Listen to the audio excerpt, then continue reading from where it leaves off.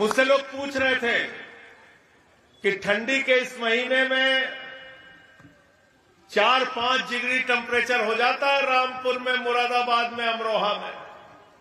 आपको कौन सी ऐसी गरज पड़ गई इस ठंड के महीने में आप निकल पड़े हैं? तो मैंने कहा सत्ता की गर्मी अगर उतारना है तो ठंडी के महीने में पैदल तो चलना पड़ेगा।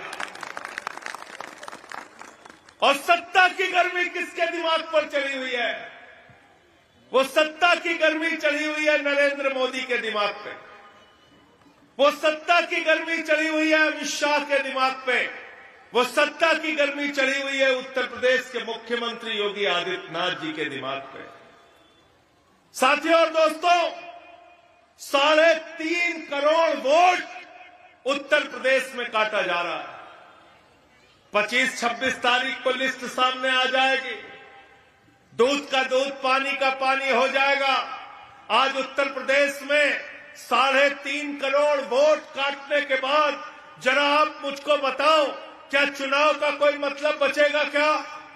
चुनाव का कोई मतलब बचेगा क्या? चुनाव का कोई मतलब बचेगा? कोई मतलब नहीं बचेगा। मैं चिल्ला रहा था बिहार में, कह रहा था बार बार एसआईआर हुआ तो बीजेपी और जेडीयू जीतेगी, एसआईआर हुआ तो बीजेपी और जेडीयू जीतेगी, एनडीए जीतेगी। पहले ही ज्ञानेश कुमार ने सर्टिफिकेट मोदी जी के घर पे पहुंचा दिया है। मेरी बात कोई नहीं सुन रहा था। जिस दिन रिजल्ट आया सारे टीवी चैनल वाले मेरे पास पहुंच गए। आपने क्यों ये बात कही थी? मैंने कहा मैं जान रहा था फ्रॉड हो रहा है, भ्रष्टाचार हो रहा है। मैंने मीडिया वालों से कहा, मैंने कहा अब तक मैंने सुना था साइकिल चोर होते हैं, घड़ी चोर होते हैं, कार चोर होते हैं, बाइक चोर होते हैं, पर्स के चोर भी मैंने सुना था। लेकिन हिंदुस्तान में एक पार्टी ऐसी आ गई, भारतीय जनता पार्टी, जो वोट चोर पार्टी है, वोट चोर पार्टी। तो इससे हमें अपना वोट बचाना है। इसलिए इस ठंड के महीने में हम लोग निकले हैं, क्योंकि ये वोट की ताकत जो आपको मिली, ये किसी भारतीय जनता पार्टी के बलिदान से नहीं मिली, याद रखना। ये वोट की ताकत जो आपको मिली, ये किसी बीजेपी वाले के पुरखे के बलिदान से नहीं मिली। ये वोट की ताकत जो आपको मिली, ये वोट की ताकत मिली बाबा साहब डॉक्टर भीमराव अंबेडकर जी ने। देश के लिए जो संविधान लिखा, उसमें लिखा हिंदू का भी वोट एक होगा, मुसलमान का भी वोट एक होगा, सिख का भी वोट एक होगा, ईसाई का भी एक वोट होगा, दलित का भी एक वोट होगा, पिछड़े का भी एक वोट होगा, आदिवासी का भी एक वोट होगा, मजदूर का भी एक वोट होगा, किसान का भी एक वोट होगा, राष्ट्रपति का भी वोट एक होगा और चपरासी का भी वोट एक होगा। 2 वोट नहीं होगा। संजय भैया जिंदाबाद, संजय भैया जिंदाबाद। है कि नहीं है बताओ? देश का प्रधानमंत्री अगर आपके आगे झुकता है तो क्यों झुकता है? क्योंकि आपके पास वोट की ताकत, क्योंकि आपके पास वोट की ताकत। देश उत्तर प्रदेश का मुख्यमंत्री अगर आपके आगे झुकता है तो क्यों झुकता है? क्योंकि आपके पास वोट की ताकत है। बड़े बड़े नेता, सांसद, विधायक, मंत्री आपके आगे झुकते हैं तो क्यों झुकते हैं? वोट की ताकत है। वोट की ताकत है। जिस दिन वोट की ताकत छीन लिया, किसी को भी किसी चौराहे पे खड़े होकर पीटो, किसी को भी जेल में कॉलर पकड़ के बंद कर दो, किसी को भी कोई अत्याचार और अन्याय करो, कोई आपको पूछने वाला नहीं है, क्योंकि आपके पास वोट की ताकत नहीं है। और वोट की ताकत खत्म हो गई तो आपका फ्री राशन खत्म। अगर वोट की ताकत खत्म हो गई तो आपका आयुष्मान कार्ड खत्म। अरे वोट ही नहीं तो किस बात का आयुष्मान, किस बात का राशन, किस बात का ईडब्ल्यूएस का सर्टिफिकेट, किस बात का निवास प्रमाण पत्र, किस बात का पीएम आवास योजना का लाभ? अरे वोट काटेंगे तो सब कुछ आपका कट जाएगा। और मुख्यमंत्री योगी आदित्यनाथ ने तो एक हाथ और आगे बढ़कर कह दिया, मोदी जी तो एक हाथ और आगे बढ़कर कह रहे हैं, मोदी जी ने बयान दिया, इस देश में घुसपैठियों का वोट काटा जाएगा। क्या बोला मोदी जी ने? क्या बोला? घुसपैठियों का वोट काटा जाएगा। अमित शाह बहुत गर्मी में बोला संसद के अंदर, क्या चाहते हो, घुसपैठियों का वोट रहे इस देश में। मैंने पलट के पूछा, 80 लाख वोट तुम लोगों ने काटा बेईमानों बिहार के अंदर, बताओ कितने घुसपैठिए थे। क्या 80 लाख घुसपैठिए बिहार में थे? अगर 80 लाख घुसपैठिए बिहार में थे तो किस बात के तुम गृह मंत्री हो, किस बात के मोदी जी प्रधानमंत्री हैं? पहले अपना इस्तीफा देश के सामने दो, तुमको पद पर रहने का अधिकार नहीं है। कौन हो तुम लोग, बताओ जरा।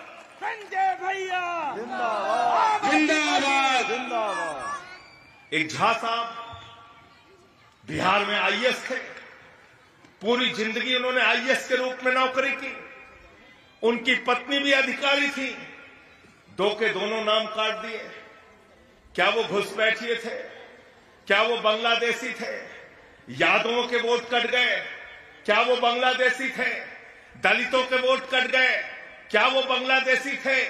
माझी समाज के लोगों के वोट कट गए, पासवान समाज के लोगों के वोट कट गए, क्या वो घुसपैठिए थे? क्या वो बांग्लादेशी और रोहिंग्या हैं? और अगर 80 लाख घुसपैठिए बिहार के अंदर थे तो बताओ कहां है उनका डिटेंशन सेंटर? मैं अपनी आंखों से देखना चाहता हूं। बताओ किस डिटेंशन सेंटर में उनको रखा है तुमने? झूठी बातें करते हो आप लोग, देश में माहौल बिगाड़ने का काम करते हो। मैं बताता हूं बिहार में कितने घुसपैठिए आए थे, और इसको नोट करके जाकर पूछना बीजेपी वालों से, और चुनाव आयोग का कोई अधिकारी आए तो उससे भी पूछना। बोलना कि संजय सिंह बता के गए थे पागबाड़ा में। पूरे बिहार में एसआईआर चलाया, 8 करोड़ जनता को परेशान किया, और कुल वहां पर मिले 315 बांग्लादेशी, 315 विदेशी नागरिक, बांग्लादेशी नहीं, 315 विदेशी नागरिक। उसमें मुसलमान कितने थे? मुसलमान कितने थे? 78। मुसलमान कितने थे? बाकी कितने थे? नेपाल के हिंदू। तो तुमने पूरे प्रदेश को, पूरे देश का माहौल खराब किया, और मात्र मिले 315 विदेशी नागरिक। और ये कैसा घुसपैठिया है भाई, कैसा घुसपैठिया है? डॉक्टर नीरज जी बैठे हुए हैं हमारे दूसरी आजादी वाले पीछे, खड़े हो जाइए आप। ये कैसा घुसपैठिया है? जहां जहां चुनाव होता वही घुसपैठिया जाता है। झारखंड में चुनाव था, बांग्लादेशी आ गए, बांग्लादेशी आ गए, बांग्लादेशी आ गए। दिल्ली में चुनाव हुआ, बांग्लादेशी आ गए, बांग्लादेशी आ गए, बांग्लादेशी आ गए। हरियाणा में चुनाव था, बांग्लादेशी आ गए, बांग्लादेशी आ गए, बांग्लादेशी आ गए। महाराष्ट्र में चुनाव था, बांग्लादेशी आ गए, बांग्लादेशी आ गए, बांग्लादेशी आ गए। बिहार में चुनाव है, बांग्लादेशी आ गए, बांग्लादेशी आ गए, बांग्लादेशी आ गए। उत्तर प्रदेश में चुनाव है, बांग्लादेशी आ गए, बांग्लादेशी आ गए। ये कैसा बांग्लादेशी है? सिर्फ चुनाव में आता है, सिर्फ चुनाव में, न चुनाव के पहले न चुनाव के बाद। जैसे चुनाव आता है बांग्लादेशी आ जाता है, बांग्लादेशी आ जाता है। 11 साल से इस देश में कौन प्रधानमंत्री है? सबाजीत सिंह है क्या प्रधानमंत्री? नहीं। ये दिलीप पांडे गृह मंत्री है क्या? ये संजीव झा है क्या उत्तर प्रदेश के मुख्यमंत्री? तो बेईमानो, 11 साल से तुम्हारी सरकार है। जितने बांग्लादेशी पाकिस्तानी थे उनको क्यों नहीं तुमने बताया अब तक? क्यों नहीं बताया? इंतजार कर रहे थे कि चुनाव आएगा तो देश का माहौल बिगाड़ेंगे, उत्तर प्रदेश का माहौल बिगाड़ेंगे। अब कह रहे हो डिटेंशन सेंटर में रखेंगे। तो क्या 3.5 करोड़ लोग उत्तर प्रदेश के जो लोग और वोट काटेंगे उनका, आपके हिसाब से वो घुसपैठिए हैं, तो क्या आप उनको डिटेंशन सेंटर में रखोगे? क्या हमारा दलित डिटेंशन सेंटर में रहेगा? यादव डिटेंशन सेंटर में रहेगा? क्या उत्तर प्रदेश के पासी समाज के लोग डिटेंशन सेंटर में रहेंगे? क्या कुर्मी समाज के लोग डिटेंशन सेंटर में रहेंगे? मैं उत्तर प्रदेश की सरकार को चेतावनी देना चाहता हूं, योगी मोदी की डबल इंजन की सरकार को चेतावनी देना चाहता हूं। इन 3.5 करोड़ लोगों में से किसी भी लोगों को गलत ढंग से अगर डिटेंशन सेंटर में रखने का काम किया तो उसकी ईंट तोड़कर उस डिटेंशन सेंटर को खत्म कर दिया जाएगा। मैं आपसे कहना चाहता हूं। संजय भैया जिंदाबाद आम आदमी पार्टी जिंदाबाद। अजब सनक सवार है तुम्हारे ऊपर, अजब सनक सवार है। हमारे बच्चों के लिए स्कूल मांगते हैं, स्कूल नहीं, मिड डे मील में नमक रोटी खाने को देते हो, अस्पताल में मोमबत्ती में ऑपरेशन होता है। उत्तर प्रदेश के अंदर सड़कों का निर्माण करने के लिए पैसा नहीं, हमारा नौजवान रोजगार मांगता है, उसको लाठियों से पीटा जाता है। इलाहाबाद के अंदर, लखनऊ के अंदर, मेरठ के अंदर, गाजियाबाद के अंदर किसान खाद की बोरी मांगता है तो उसको मौत के घाट उतार दिया जाता है, उसको लाठियों से पीटा जाता है।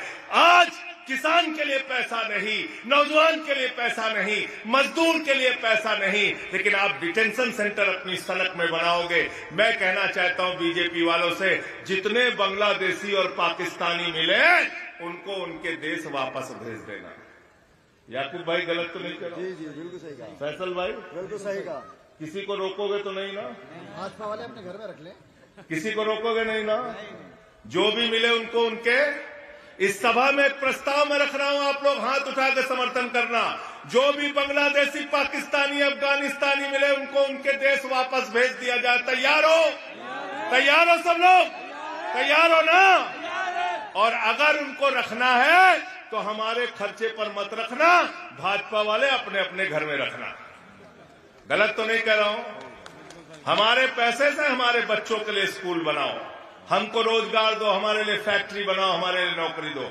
जो पाकिस्तानी, बांग्लादेशी, अफगानिस्तानी मिले उसको उसके देश वापस भेज दो। गलत तो नहीं कह रहा हूं। समस्या का समाधान हो जाएगा। लेकिन ये झगड़े लड़ाई कराना चाहते हैं, झगड़े लड़ाई करना चाहते हैं। अभी महात्मा गांधी जी का नाम बदल गया। हमसे पत्रकारों ने पूछा क्यों नाम बदल दिया? मैंने कहा गोडसेवादी लोगों को गांधी का नाम पसंद नहीं है, राष्ट्रपिता महात्मा गांधी से डरते हैं। आज वो लोग भी जिन्होंने उनकी हत्या की थी, जिनके पुरखों ने उनकी हत्या की थी। अरे गांधी का अस्तित्व तुम खत्म नहीं कर सकते। गांधी की प्रतिमा दुनिया के 80 देशों में लगी हुई है और 20 देशों के प्रतिनिधि हिंदुस्तान में G20 के सम्मेलन में आए थे। भारत के प्रधानमंत्री राजघाट पर लेकर उनको गए। उन तमाम देशों के राष्ट्राध्यक्षों को सर झुकाना पड़ा। कहां? गांधी की प्रतिमा, गांधी की समाधि के आगे। यह है गांधी की ताकत, यह गांधी की ताकत है। तो इसलिए मैं आप सबसे कहने के लिए आया हूं, डरने की जरूरत नहीं है, भयभीत होने की जरूरत नहीं है।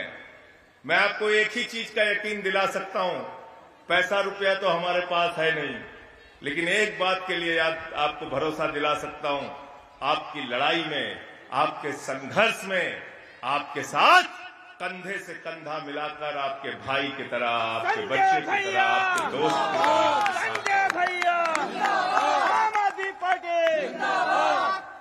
और ये डराने का काम बंद होना चाहिए। ये दलितों को डराने का काम, ये पिछड़ों को डराने का काम, ये मुसलमानों को डराने का काम मैं मोदी और योगी जी से कहना चाहता हूं, इस तरह से डराने का काम मत करो। मुसलमान अगर डरता है तो सिर्फ अल्लाह से डरता है, ऊपर वाले से डरता है। ये डराने का काम मत करना, डराने का काम मत करो, ये बांटने का काम मत करो।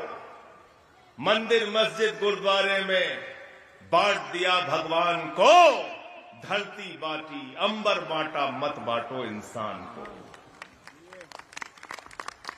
इंसान को मत बांटो। बहुत अफसोस होता है।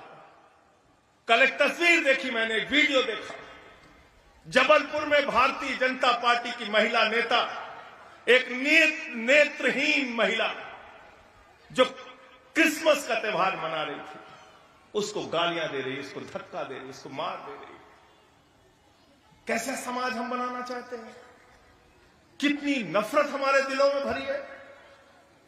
एक तस्वीर देखी, एक फादर है, वो क्रिसमस के त्योहार से पहले कुछ उपदेश दे रहे हैं। वहां पे एक अपने आप को तथाकथित हिंदुत्ववादी नेता कहने वाला व्यक्ति पहुंचा और यीशु के, प्रभु यीशु के बारे में ऊटपटांग बोल रहा। अब क्या सोचते हो, इन चीजों से भारत की छवि दुनिया में बहुत अच्छी बन जाती है? इन बातों से आपका बड़ा सम्मान दुनिया में बढ़ जाता है। दिल्ली के अंदर मैंने देखा, वहां की एक पार्षद एक अफ्रीकन नागरिक को गालियां देके कुछ ऊटपटांग बोल रही है। सांता क्लॉज को रोक के धक्के दिए जा रहे हैं। ये इतनी नफरत लेकर आप हिंदुस्तान को बनाना चाहते हैं? याद रखना मेरी बात को, पाकबाड़ा के लोगों, नफरत की बुनियाद पे मोहल्ला नहीं बन सकता, घर नहीं बन सकता, गांव नहीं बन सकता। देश और राज्य तो बहुत बड़ी चीज है।